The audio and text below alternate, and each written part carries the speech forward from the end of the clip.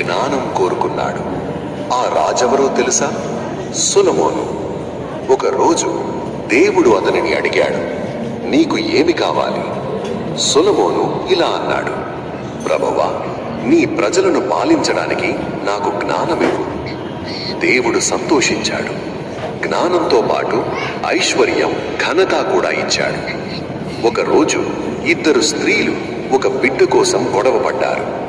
ఇది నా బిడ్డ, లేదు నా బిడ్డ.